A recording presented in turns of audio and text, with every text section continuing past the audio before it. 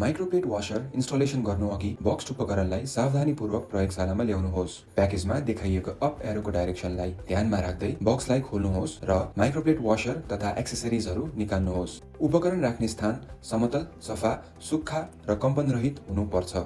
उपकरणलाई सावधानीपूर्वक ल्याब बेन्चमा राख्नुहोस्।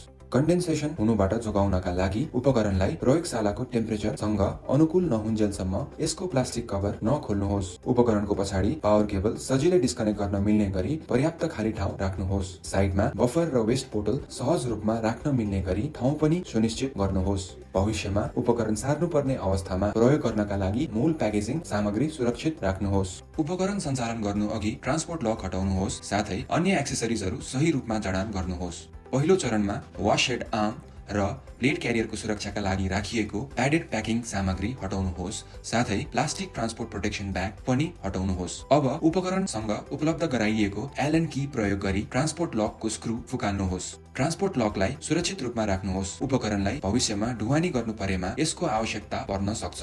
ट्रान्सपोर्ट ट्यागलाई हातले निकाली सुरक्षित रूपमा राख्नुहोस्। अब प्राइमिङ भेसलको जाँच गर्नुहोस्। सामान्यतया उपकरणमा प्राइमिङ भेसल पहिले नै जडान गरिएको हुन्छ। यदि यो स्थिर रूपमा बसेको छ र माथि सर्दैन भने यो सही रूपमा जडान भएको मानिन्छ। यदि जडान गरिएको छैन भने यसलाई तलतर्फ राखेर आफ्नो दिशातर्फ तानेर सही रूपमा जडान गर्नुहोस्। वाश हेड अलग्गै प्याक गरिएको हुन्छ र उपकरण प्रयोग गर्नु अघि यसलाई जडान गर्नुपर्छ। वाश हेडलाई ट्युबिङसँग मजबुत रूपमा जडान गर्नुहोस्। लार्ज एस्पिरेसन अर्थात् वेस्ट ट्युबिङलाई तलको पोर्टमा जडान गर्नुहोस्। सानो डिस्पेन्सिङ ट्युबलाई माथिको पोर्टमा जडान गर्नुहोस्। अब वाश हेडलाई वाश हेड आर्ममा राख्नुहोस् र टिपहरू तलतर्फ फर्किएको सुनिश्चित गर्नुहोस्। वाश हेड आर्मको स्लटभित्र वाश हेड फ्रीली माथि तल चर्न सक्ने हुनुपर्छ। उपकरण स्विच अन गरिसकेपछि सेटिङ मेनुमा गएर जडान गरिएको वाश हेडसँग वाश हेड कन्फिगरेसन मिलेको छ कि छैन भनेर जाँच गर्नुहोस्। यस उपकरणमा एउटा बफर ए बोतल र एउटा वेस्ट बोतल समावेश हुन्छ। लिक्विड बोतल्स नामाङ्कित हुन्छन् र ट्युबिङ सही पोर्टसँग मिलाउन कलर कोडेड गरिएको हुन्छ। बोतलका भेन्टिङ होल्स नछोप्नुहोस्। लिक्विड लेभल सेन्सरको फ्लोट पोजिसनलाई सीमित गर्नु, परिवर्तन गर्नु वा हटाउनु हुँदैन। साथै ट्युबिङ डिस्कनेक्ट गर्नु परेमा लिक्विड सिस्टमलाई एयर प्रयोग गरेर प्राइम गर्नुहोस्, जसले लिक्विड स्पिलेज हुनबाट बचाउँछ।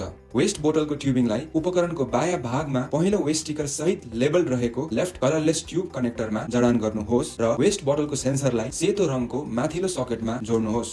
त्यसैगरी बफर बोतलको ट्युबिङलाई नीलो रङको ट्युब कनेक्टरमा जडान गर्नुहोस् र बफर बोतलको सेन्सरलाई नीलो रङको तल्लो सकेटमा जोड्नुहोस्। साथै बफर इन्टेक ट्युब बफर बोतलको तलसम्म पुगेको सुनिश्चित गर्नुहोस्। ग्राउन्ड कनेक्सन नभएको पावर आउटलेटबाट उपकरण सञ्चालन नगर्नुहोस्। उपकरणको पछाडिको भागमा रहेको अन अफ स्विच अफ अर्थात् ओ पोजिसनमा रहेको सुनिश्चित गर्नुहोस्। अब पावर सप्लाई केबललाई पावर सप्लाई कनेक्टरमा जडान गर्नुहोस्। त्यसपछि पावर सप्लाई केबललाई ग्राउन्डेड पावर आउटलेटमा जडान गर्नुहोस्। उपकरण स्विच अन गर्नु अघि केही मेकानिकल चेक्स गर्नु आवश्यक हुन्छ। वाश हेड आर्मलाई माथि तल सारेर र प्लेट क्यारियरलाई अगाडि पछाडि सारेर यी भागहरू फ्रीली चलिरहेका छन् भन्ने सुनिश्चित गर्नुहोस्। प्लेट क्यारियरलाई वाश हेड मुनि ल्याउनुहोस्। त्यसपछि वाश हेड आर्मलाई त्यसको टिप्सले प्लेट क्यारियरलाई छुने गरी तल झार्नुहोस्। टिप्सहरू प्लेट क्यारियरको इन्डेन्टेसन्स माथि ठिकसँग परेको सुनिश्चित गर्नुहोस्। ट्रान्सपरेन्ट एरोसेल कभरको कुनाहरूमा रहेका म्याग्नेट्सको सहायताले यसलाई उपकरणमा माउन्ट गर्नुहोस्। उपकरणको स्विच अन गर्नुहोस्। स्विच अन गरेपछि सिस्टमले स्वतः सेल्फ डायग्नोस्टिक्स टेस्ट सञ्चालन गर्छ। सेटिङ्स मेनुमा गई युजर इन्टरफेस ल्याङ्ग्वेज तथा लोकल डेट टाइम परिवर्तन गर्नुहोस्। बफर बोतल र वेस्ट बोतल दुवै खाली भएको सुनिश्चित गर्नुहोस्। एम्टी बफर र वेस्ट बोतललाई अपसाइड डाउन गरेर लिक्विड लेभल सेन्सर जाँच गर्नुहोस्। बफर बोतल अपसाइड डाउन हुँदा इन्डिकेटर ग्रीन र अपराइट अवस्थामा रेड देखिनु पर्छ। त्यसैगरी वेस्ट बोतलका लागि अपसाइड डाउन हुँदा रेड र अपराइट हुँदा ग्रीन देखिनु पर्छ। बफर बोतललाई पूर्ण रूपमा बफर सोल्युसनले भर्नुहोस्। बफर बोतल करिब 20 सेन्टिमिटर उठाएर उपकरणलाई प्राइम गर्नुहोस्। यस प्रक्रियाले बफर ट्युबिङ भित्र बफर भरिन्छ र वेस्ट बोतल तर्फ बफर फ्लो हुन्छ। सिस्टममा कुनै एयर लिक छैन भन्ने सुनिश्चित गर्नुहोस् र वेस्ट वाश हेड टिप्सबाट लिक्विड ड्रिप भइरहेको छैन भन्ने जाँच गर्नुहोस्। यदि उपकरण पहिलो पटक प्रयोग गरिएको हो वा बफर ट्युबिङ पूर्ण रूपमा खाली भएको अवस्थामा नर्मल प्राइमिङ मात्र पर्याप्त नहुन सक्छ र हार्ड प्राइमिङ आवश्यक पर्न सक्छ।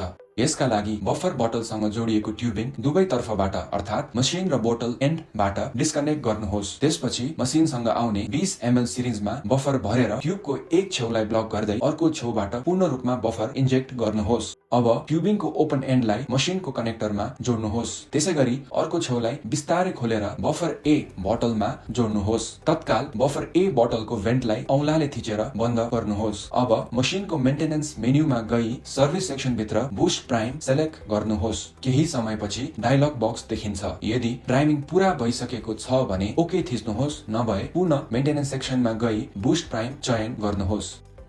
प्रोटोकल बनाउन फाइलमा गई न्यू सेलेक्ट गर्नुहोस्। त्यसपछि क्रिएट प्रोटोकलमा गई प्रोटोकलको नाम टाइप गर्नुहोस्। यस डेमोन्स्ट्रेसनमा जेई इनबायोस रिएजेन्ट नामको प्रोटोकल प्रयोग गरिएको छ। नाम राखेपछि सेभ थिचेर प्रोटोकल क्रिएट गर्नुहोस्। अब हेड प्लेट अप्सनमा गई 1/896 कन्फिगरेसन चयन गर्नुहोस्। त्यसपछि वेल सेक्सनमा गई रिएजेन्ट अनुसारको वेल बटम चयन गर्नुहोस्। स्टेप्स थप्न न्यू स्टेपमा गई आवश्यकता अनुसार क्रमशः स्टेप्स क्रिएट गर्दै एक्सेप्ट गर्नुहोस्। उदाहरणको लागि सुरुमा एस्पिरेट स्टेप क्रिएट गरिएको छ। त्यसपछि वास स्टेप थपिन्छ जसमा वास भोल्युम र वास साइकल रिएजेन्ट गाइडलाइन अनुसार सेट गर्नुपर्छ। त्यसैगरी सोक र पुनः एस्पिरेट स्टेप्स पनि आवश्यकता अनुसार थप्न सकिन्छ।